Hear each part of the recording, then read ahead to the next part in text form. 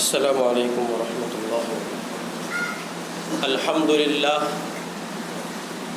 للہ نحمده ونستعینه ونستغفره ونؤمن به ونتوکل علیہ ونعوذ باللہ من شرور انفسنا ومن سیئات اعمالنا من يهده الله فلا مضل له ومن يضلل فلا هادي له ونشهد أن لا إله إلا الله وحده لا شريك له ونشهد أن سيدنا ونبينا ومولانا محمدا عبده ورسوله صلى الله عليه وعلى آله وأصحابه وأزواجه وذرياته وأهل بيته وبارك وسلم تسليما كثيرا، أما بعد فأعوذ بالله من الشيطان الرجيم، بسم الله الرحمن الرحيم، أم كنتم شهداء إذ حضر يعقوب الموت إذ قال لبنيه ما تعبدون من بعدي قالوا نعبد إلهك وإله آبائك إبراهيم وإسماعيل وإسحاق إلها واحدا ونحن له مسلمون، صدق الله العظيم۔ وقال رسول الله صلى الله عليه وسلم لا يؤمن أحدكم حتى يكون هواه تبعا لما جئت به، أو كما قال عليه الصلاة والسلام۔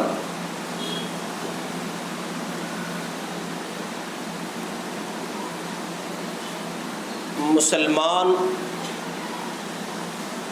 اس دنیا میں جہاں بھی ہو، جس ملک میں بھی ہو اور جس برادری سے بھی ہو، اس کے لیے اس کی برادری، اس کا ملک، اس کی قوم، اس کا رنگ و نسل، اس کی خاندانی وجاہت، خاندانی پس منظر، اس سب سے زیادہ ضروری ہے کہ وہ مسلمان اپنے لیے اپنے آپ میں دینی اور اس کی بنیادی عقیدے کی تعلیم سے واقفیت رکھتا ہو۔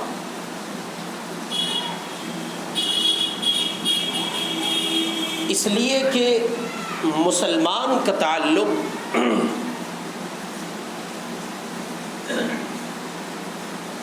اس کی ذات، اس کی قوم، اس کی حیثیت، اس کی برادری سے نہیں ہے۔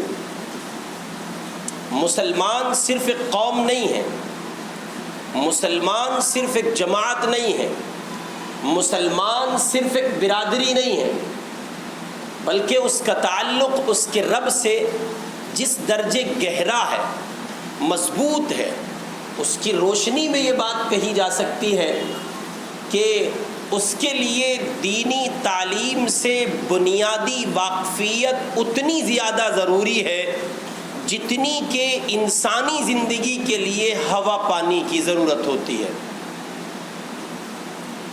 جیسے انسانی زندگی ہوا پانی کے بغیر ناممکن ہے، ویسے ایک مسلمان کے لیے دینی تعلیم کی بنیادی چیزوں سے عدم واقفیت کسی صورت منظور نہیں کی جا سکتی۔ ایک مسلمان کے لیے دینی تعلیم سے بنیادی طور پر واقفیت اتنی ہی زیادہ ضروری ہے جتنی زیادہ انسانی زندگی کے لیے ہوا پانی کی ضرورت ہے۔ ایک مسلمان کو مسلمان کی حیثیت سے زندہ رہنے اور مسلمان کہلانے اور پھر آخرت میں اللہ اور اس کے رسول کو منہ دکھانے اور نجات حاصل کرنے کے لیے بنیادی عقائد اور بنیادی دینی تعلیم سے واقفیت از حد ضروری ہے۔ اس لیے کہ اگر مسلمان کو دینی تعلیم کی بنیادی واقفیت نہیں ہوگی اور عقائد کی دنیا میں وہ اللہ اور اس کے رسول کی شریعت سے اپنے آپ کو پورے طور پر اس انداز سے مزین نہیں کرے گا جو شریعت اسلامی میں مطلوب ہے، تو پھر مسلمان کا مسلمان کہلانا یہ بالکل ایک عجیب بات ہوگی، اور اس میں قطعاً کوئی مبالغہ نہیں ہے، اس لیے کہ یعنی اس میں کوئی مبالغہ نہیں ہے کہ مسلمان کو دینی تعلیم کے بنیادی واقفیت کا ضروری ہونا، بنیادی واقفیت ہونا اتنا ضروری ہے جیسے ہوا پانی کی ضرورت ہے۔ کیوں؟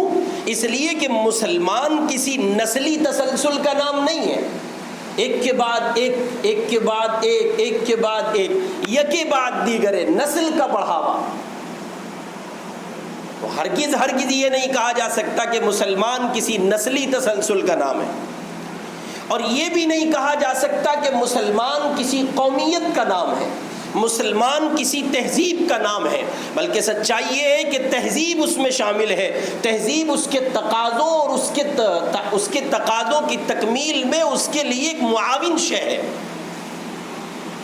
لیکن اسلام محض ایک تہذیب ہو، خالی ایک کلچر ہو، کسی برادری کا نام ہو، کسی خاندان اور قبیلے کا نام ہو، ہرگز نہیں۔ جیسے ہمارے یہاں، ہمارے ملک میں بہت سی قومیں بستی ہیں، انہی میں قوم برہمن بھی ہے، تو جیسے برہمن کے یہاں کوئی بچہ پیدا ہو جائے تو وہ بہرحال برہمن ہے، چاہے وہ مانے اور چاہے نہ مانے، اس کے لیے اس کو کچھ کرنے کی ضرورت نہیں ہے۔ کیوں؟ اس لیے کہ ان کے یہاں، چنانچہ یہ مرض ہمارے یہاں بھی ہے، بہت سے مسلمان اپنی خاندانی وجاہتوں کو، بہت سے اپنی برادری کو، اور بہت سے اپنے خاندانی پس منظر کو اتنا آگے رکھتے ہیں کہ وہ اس پر فخر بھی کرتے ہیں اور وہ اس پر پھولے بھی نہیں سماتے کہ صاحب ہم تو فلاں ہیں فلاں ہیں فلاں ہیں۔ تو برہمن کے یہاں بچہ پیدا ہو تو وہ برہمن ہے اس لیے کہ اسے تفاخر چاہیے، اسے اپنے آپ میں بڑائی چاہیے، اسے اپنے آپ میں خاندانی وجاہت کی ضرورت ہے۔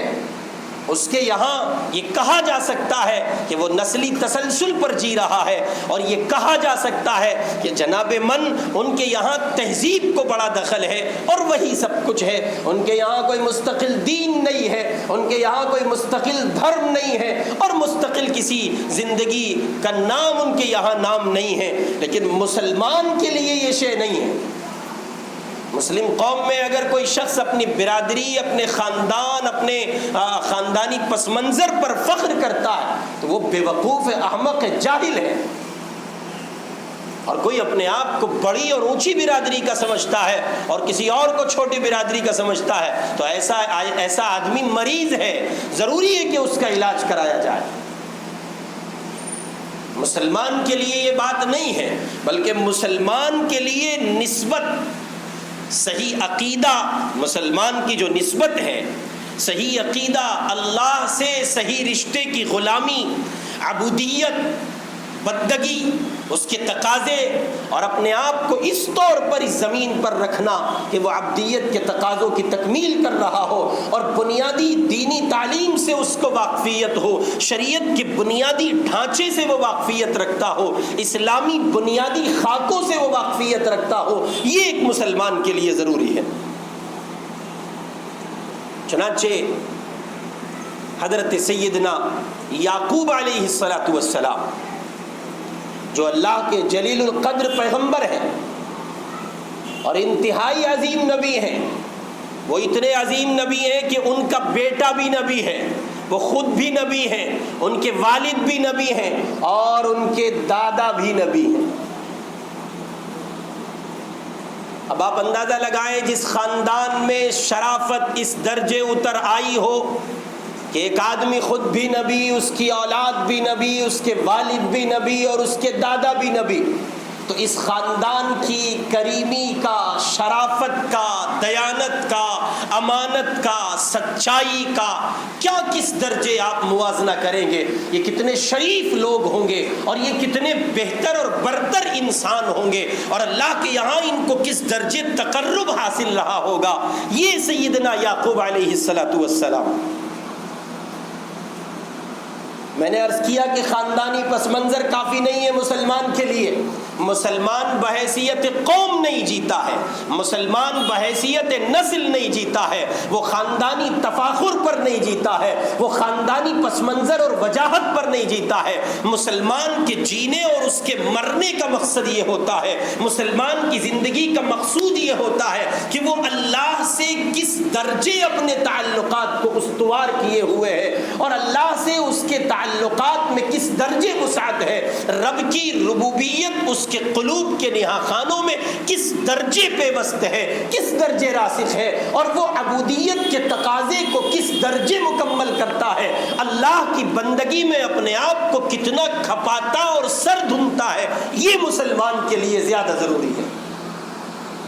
چنانچہ اسی ضرورت کے پس منظر میں، اسی ضرورت کے پیش نظر سیدنا یعقوب علیہ السلام، جن کے یہاں ان کی اپنی ذات نبوت سے سرفراز کی گئی، ان کے والد کو نبی بنایا گیا اور ان کے دادا کو نبی بنایا گیا، سیدنا ابراہیم علیہ السلام نبی ہیں، سیدنا اسحاق علیہ السلام نبی ہیں، اور پھر سیدنا یعقوب علیہ السلام نبی ہیں، اور ان کے بعد ان کے بیٹے سیدنا یوسف علیہ السلام بھی نبی ہے۔ لیکن آپ دیکھیں یہ یعقوب علیہ السلام اسی ضرورت کے پیش نظر کہ ایک مسلمان کے لیے ضروری ہے، بنیادی طور پر اس سے زیادہ ضروری شے کوئی نہیں ہو سکتی کہ اس کا تعلق اللہ سے کیسا ہے، وہ اپنی وفات کے قریب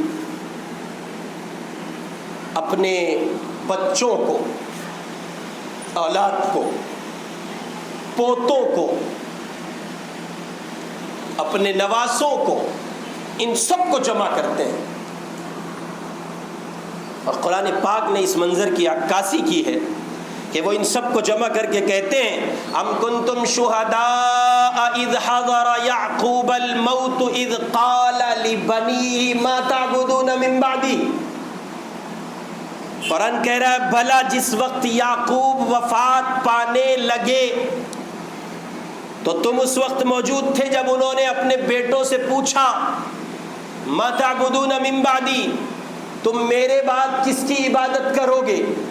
سوال یہ ہے کہ سیدنا یعقوب علیہ السلام کو ایسی کون سی فکر کھائے جاتی تھی، اور وہ کون سی بات تھی جس نے سیدنا یعقوب علیہ السلام کو موت سے عین قبل، وفات کے قریب اس بات کے پوچھے جانے پر مجبور کیا؟ وہ کچھ اور کہہ سکتے تھے، اپنے پوتوں کو، اپنے نواسوں کو، اپنے بیٹوں کو جمع کر کے وہ کچھ اور بات کہہ سکتے تھے، اور سماج میں جو باتیں وفات کے قریب وصیت کے طور پر ایک باپ اپنی اولاد کو کرتا ہے، اپنے پوتوں اور نواسوں کو کرتا ہے، اپنے خاندان کے بچوں کو کرتا ہے، تو یعقوب علیہ السلام بھی وہی سب کہتے، لیکن انہوں نے ایسا کچھ نہیں کہا، اس سے بالکل ہٹ کر کہا جو سماج کی، زمانے کی اور خاندانوں کی اور برادریوں کی اور علاقوں کی اور ملکوں کی روایت رہی ہے، اور ملکوں کے افراد کی روایت رہی ہے۔ اس لیے کہ سیدنا یعقوب علیہ السلام اپنی زندگی کو، اپنے گھرانے کی زندگی کو،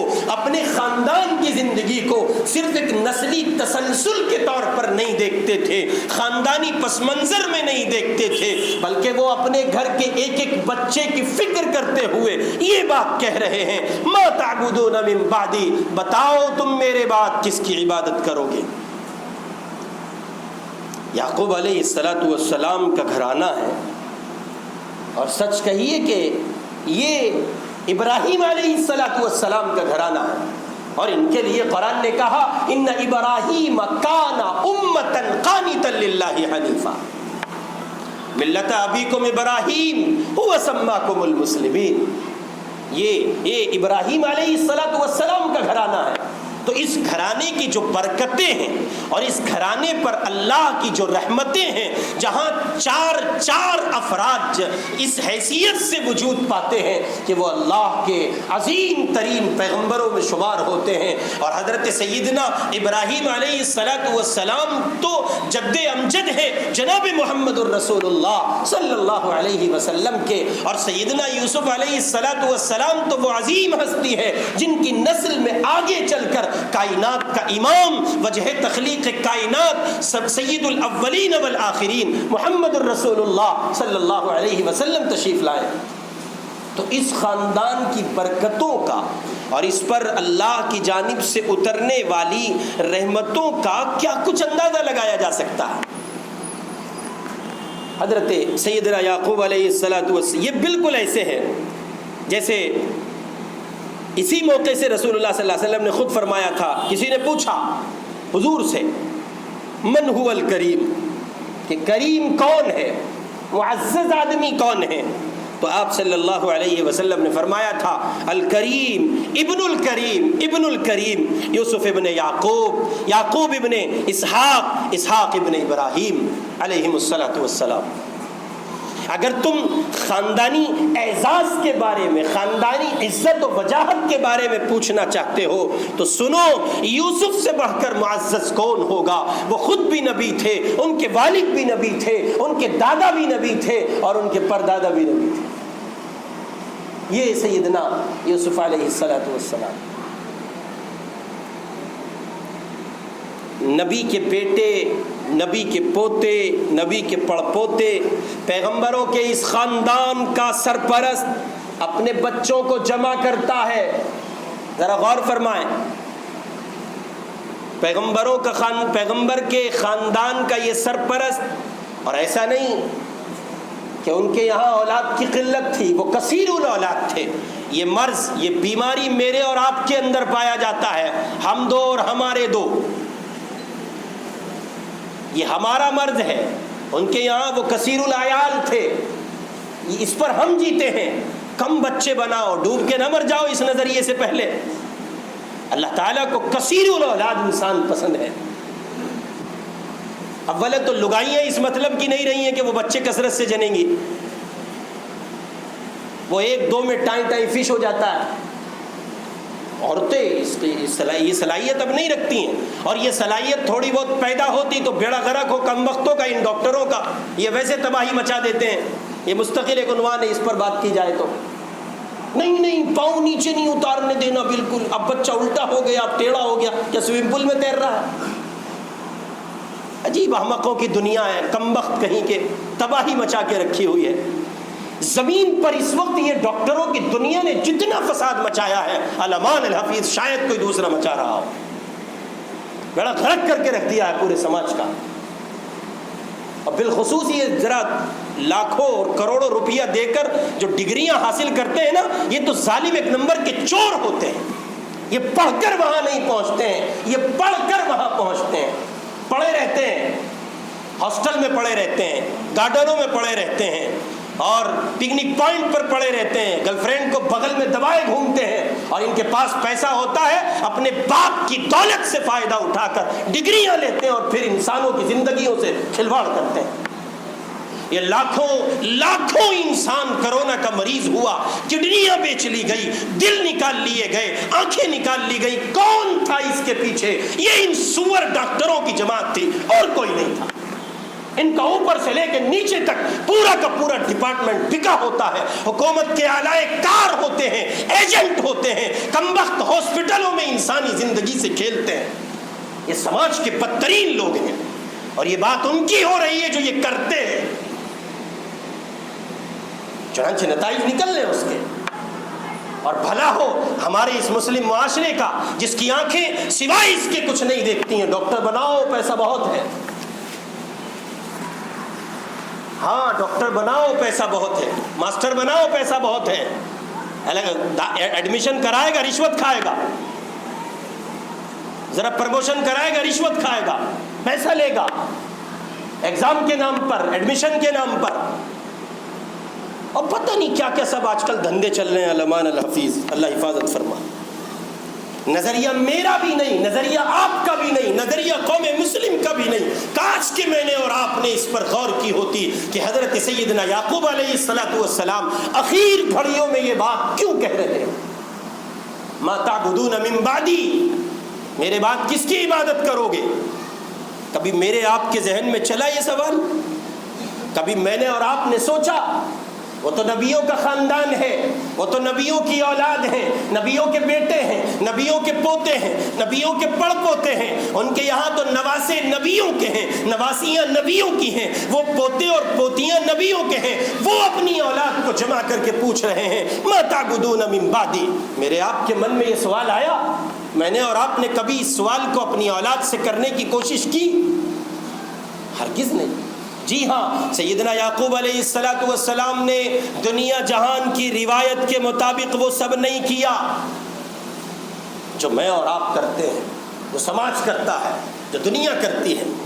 انہوں نے اپنی رخصتی کے وقت اخیر و عمر میں وفات سے قبل اپنے بیٹوں کو، بیٹیوں کو، نواسوں کو، نواسیوں کو، پوتوں کو، سب کو جمع کیا اور جمع کر کے کہا میں تم سے رخصت ہونے والا ہوں، لیکن میری پیٹھ قبر سے نہیں لگے گی جب تک مجھے یہ اطمینان حاصل نہ ہو جائے اور تم مجھے اس کا جواب نہ دے دو کہ میں تم سے یہ پوچھوں کہ ما تعبدون من بعدی۔ میرا یہ سوال ہے تم سے، میں تم سے یہ پوچھنا چاہتا ہوں، بتاؤ میرے بعد کس کی عبادت کرو گے؟ تمہارے یہاں تمہارے باپ بھی نبی ہیں، تمہارے دادا بھی نبی ہیں، تمہارے پردادا بھی نبی ہیں، یہ نبوت کا گھرانہ ہے، لیکن مجھے یہ فکر کھائے جا رہی ہے تم ہمارے بعد شرک کا شکار نہ ہو جاؤ، تم میرے بعد کسی اور دنیا میں نہ چلے جاؤ۔ میں تم سے یہ پوچھنا چاہتا ہوں کہ ذرا بتاؤ ما تعبدون من بعدی، تم اس خاندان کے بیٹے ہو، تم اس خاندان کے پوتے اور نواسے ہو جس خاندان میں ایک عظیم انسان ابراہیم علیہ السلام گزرے ہیں، جو موحد اعظم ہیں، سیدنا ابراہیم کا خون ہو تم۔ ذرا غور کرو، میں تم سے اس ابراہیم کی بات کر رہا ہوں جس نے توحید کی، خالصتاً توحید کی صدا اس وقت میں لگائی تھی جب یہ دنیا توحید کے نام سے پورے طور پر نامانوس ہو چکی تھی۔ اس وقت انہوں نے اللہ کا گھر تعمیر کیا جب دنیا میں اس کے نام کا کوئی گھر نہیں رہ گیا تھا۔ وَإِذْ يَرْفَعُ إِبْرَاهِيمُ الْقَوَاعِدَ مِنَ الْبَيْتِ وَإِسْمَاعِيلُ، غور کریں،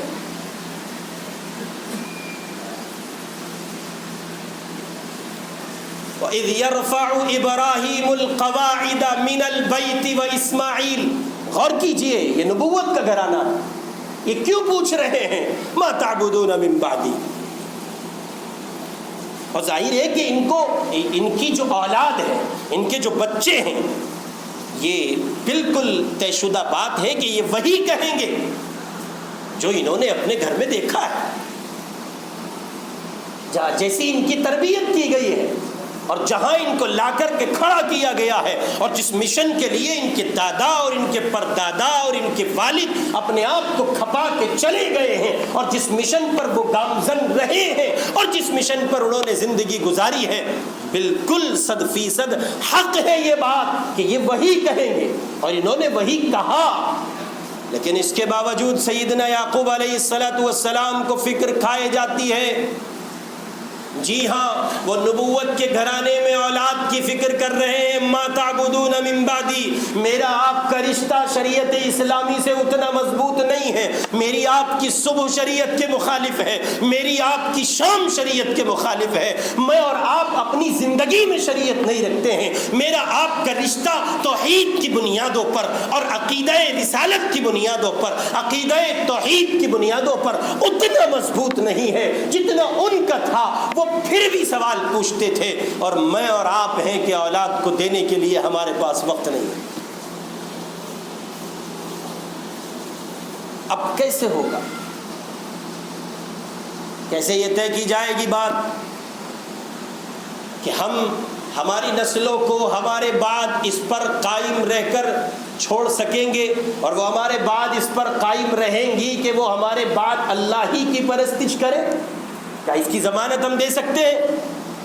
کیا ہمارے پاس اس کا کوئی گارنٹی کارڈ ہے، گارنٹی پتر ہے کہ اس پر ہم یہ لکھ کر کے دے جائیں کہ جناب من ہم یہ بات کہتے ہیں اور اس کو ضمانت کے طور پر کہتے ہیں کہ ہمارے بچے اللہ ہی کی عبادت ہمارے بات کریں گے؟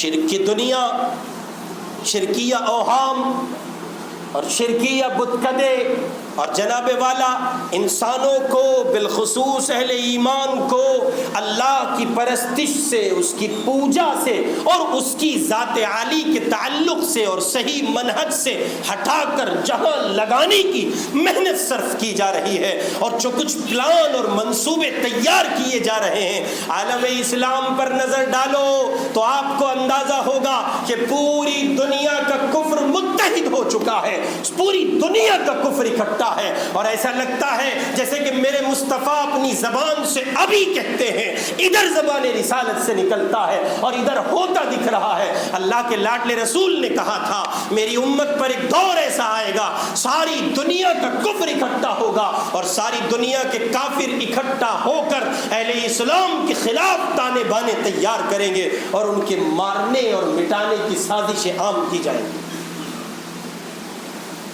سرکار دو عالم کہتے ہیں کہ صورتحال کچھ ایسی ہوگی جیسے تم اپنے مہمانوں کو دسترخوان پر جمع کرتے ہو، بلاتے ہو، آؤ روٹی کھا لو، آؤ کھانا کھا لو، جیسے تم ان کی ضیافت کا انتظام کرتے ہو۔ اللہ کے رسول فرماتے ہیں بعینی ہی یہی صورتحال ہوگی، قرب قیامت ساری دنیا کا کفر اکٹھا ہوگا اور وہ جمع ہو کر اپنے اپنے منصوبوں اور ارادوں کو ظاہر کرے گا، اور پھر سب کا ارادہ ایک ہوگا، مسلمان کا خاتمہ، اسلام کا خاتمہ، قرآن کا خاتمہ، نظام مصطفیٰ کا خاتمہ، شریعت اسلامی کا خاتمہ، ریاست اسلامی کا خاتمہ اور مسلمانوں کے وجود کا خاتمہ۔ پھر وہ اپنے اس نظریے پر متحد ہوں گے، پھر وہ کام کریں گے۔ ہاں ہاں، مشرق سے مغرب تک، شمال سے جنوب تک، کیا بر اصغر میں، بر صغیر میں اور کیا بر کبیر میں، کیا یہاں اور کیا وہاں، کیا یورپ میں اور کیا امارات میں اور کیا دنیا کے اور خطوں میں، کوئی حصہ ایسا باقی نہیں ہے جہاں اسلام اور مسلمان کے خلاف کفر اکٹھا ہو کر سازشوں کے تانے بانے نہ بن رہا۔ وہ متحد ہے، وہ ہو چکے ہیں، لیکن افسوس میرے آپ کے پاس تو اس کا بھی وقت نہیں ہے کہ ہم وہ کام کر لیتے جو حضرت یعقوب نے کیا تھا۔ ما تعبدون من بعدی پوچھ لیتے، ہم پوچھتے بتاؤ ہمارے بعد کس کی عبادت کرو گے؟ جی ہاں، سیدنا یعقوب علیہ السلام کا یہ کہنا تم میرے بعد کس کی عبادت کرو گے، یہ ہمیں اور آپ کو اس طرف رہنمائی کا اشارہ کر رہا ہے، اور اشارہ نہیں کر رہا ہے، واضح پیغام دے رہا ہے تم ابھی سے اپنی اولاد کی فکر کرو، کہیں ایسا نہ ہو وہ تمہارے بعد شرک کا شکار ہو جائے، وہ تمہارے بعد بت پرستی کا شکار ہو جائے، وہ تمہارے بعد اللہ کی توحید کو چھوڑ دے، مصطفیٰ کی چوکھٹ کو چھوڑ دے، قرآن کو چھوڑ دے، شریعت اسلامی کو چھوڑ دے۔ ہاں ہاں، یہ تو بعد کی فکر کے لیے کہا گیا۔ ذرا اس دنیا کا منظرنامہ دیکھو، ہزاروں نوجوان ایسے ہوں گے جنہوں نے کسی لڑکی کے چکر میں اپنے عشق کی دنیا میں اپنا مذہب چھوڑ دیا ہوگا، اپنا اسلام چھوڑ دیا ہوگا۔ ہزاروں بیٹیاں ایسی ہوں گی جنہوں نے کفر قبول کیا اپنے عشق کی بنیاد پر اور اسلام کو خیر بات کہا۔ ہزاروں نہیں، لاکھوں نہیں، کروڑوں انسان اس زمین پر آپ کو ایسا ملے گا جو اسلام کے بدلے کفر خرید چکا ہے۔ میں نے اور آپ نے اس کی کوئی فکر کی؟ میاں چھوڑیے ساری دنیا کا نظام، اپنے گھر کی فکر کر لیتے۔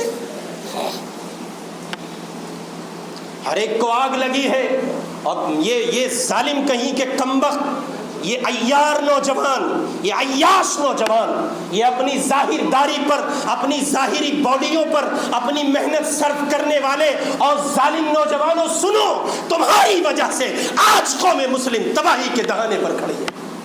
یہ کسی اور کا قصور نہیں ہے، تم جوانوں کا قصور ہے۔ تمہاری راتوں کا پتہ نہیں، تمہارے دن کا پتہ نہیں، عیاشی تمہارا مشغلہ بن چکی ہے۔ ایک گرل فرینڈ ہو، ایک گاڑی ہو، ایک بنگلہ ہو، ایک بیئر بار ہو، ایک ڈانس کلب ہو، شراب ہو، بیئر ہو، عیاشی ہو، اس کے سوا کچھ نہ ہو۔ یہ آج کے جوان کا منظرنامہ ہے۔ تم کو پتا ہے اس زمین پر کفر کیا کچھ تانے بن رہا ہے؟ تمہیں پتا ہے کہ اس زمین پر کفر کیا کچھ گل کھلا رہا ہے؟ ہاں ہاں، اٹھاؤ، 2020 کی تعلیمی پالیسی آئی ہے، پڑھو اس کو اگر پڑھنا جانتے ہو۔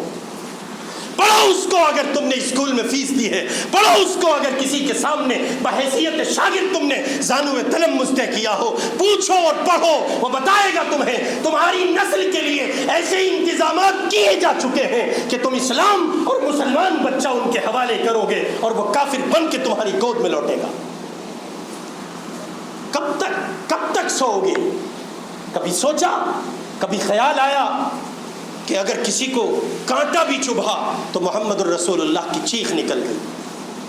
कभी ख्याल आया कि हुजूर पाक अलैहिस्सलातु वस्सलाम ने फरमाया रात को जब सोने लगो तो बिस्तर झाड़ लेना, बगैर बिस्तर झाड़े मत सोना।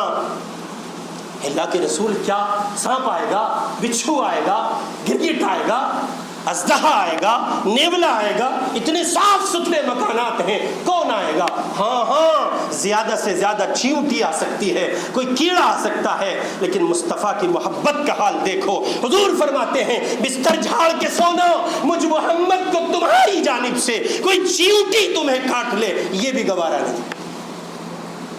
कभी गौर किया रोज़े अतहर में क्या कुछ बीतती होगी, क्या कुछ कब्र अतहर पे हुजूर पाक अलैहिस्सलातु वस्सलाम के सीने पर गुजरता होगा? हाँ, कभी गौर किया आपने?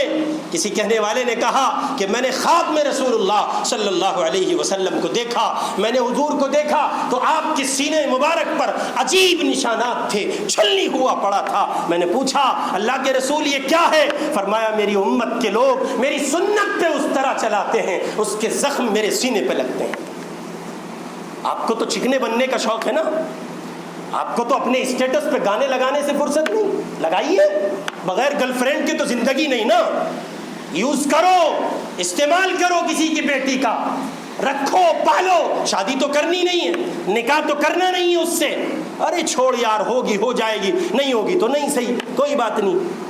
हाँ, कभी उस काली कमली वाले के बारे में सोच लेना कि उस अजीम शख्सियत पर तुम्हारे और मेरे इन अफ़ाल बद से क्या गुजरती हो। मा ताबुदून मिन बादी, कुफ्र क्या कुछ कर रहा है।